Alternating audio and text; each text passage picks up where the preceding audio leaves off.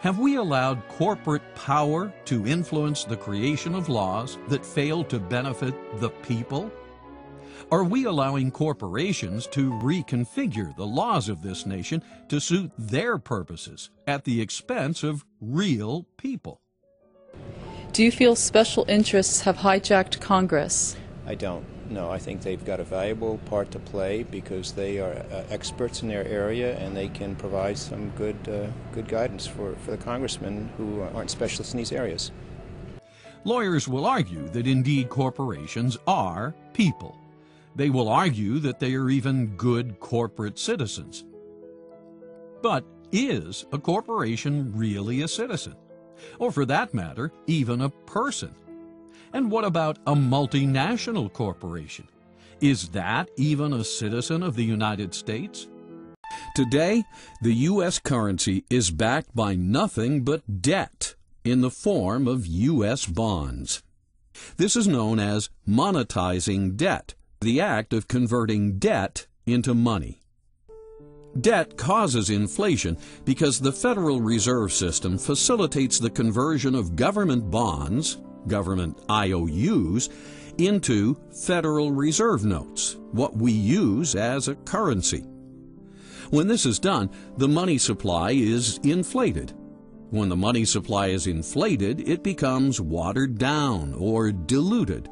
Just like stock, when a corporation authorizes and issues more stock, existing shareholders are diluted. When money is diluted, it has less purchasing power. When it has less purchasing power, prices rise because it takes more Federal Reserve notes to purchase a given product. When prices rise, it has the effect of a tax. Inflation is therefore a hidden tax. Eisenhower was dead right about the military-industrial complex. What more can you say than that? Just look around you, and there you see it everywhere.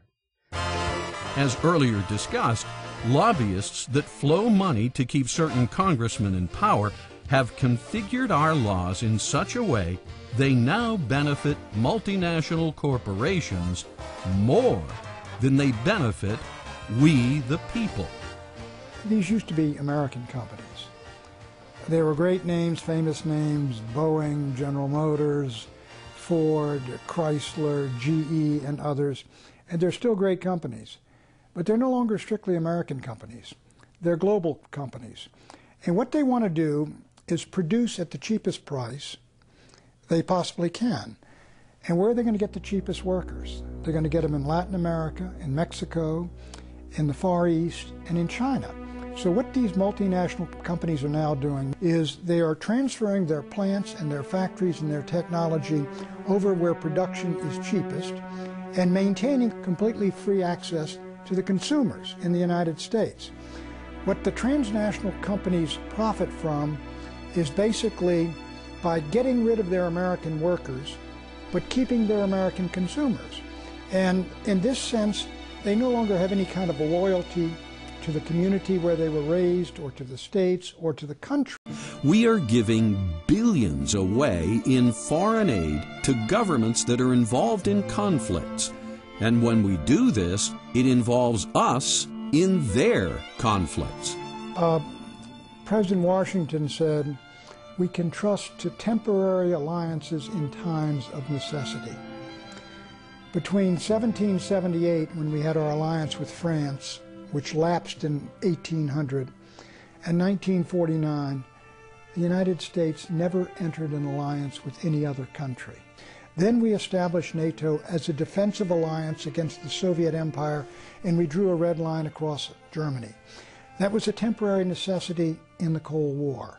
When the Cold War ended, the United States should have reviewed all of its treaty commitments to Japan and Korea and Taiwan and Europe and all over the world, and abrogated or dissolved all the alliances that no longer serve the vital national interest of the United States. The Constitution doesn't give the federal government the right to form any alliances like that, where we give our sovereignty to these sort of supernatural national bodies. now I basically say that there is no point for it. It's basically to expend our interventionism and to protect our empire. Because of the conflicts we have now become entangled in, we have over 800 military bases and outposts stationed in over 130 countries around the world. The Federal Reserve is technically owned by the member banks. So we know who owns the Federal Reserve, the member banks. But who owns the member banks is very difficult, if not impossible, to find out, because the member banks are not registered with any government agency. They're not corporations. They have the basic structure of a partnership or something very private. It may even be something unique, but it's not on the public record. And the owners or the partners of these banks are not about to let it be known. Now, it's true that you can buy stock in Chase Manhattan and all that sort of thing. You can buy stock in the Bank of America, and as a stockholder you're listed. But the true control and ownership is not on the public record. And it's easy to hide that. You can use street names, you can use Swiss accounts, you can have corporations holding stock for other corporations which are holding stock for other corporations and that sort of thing.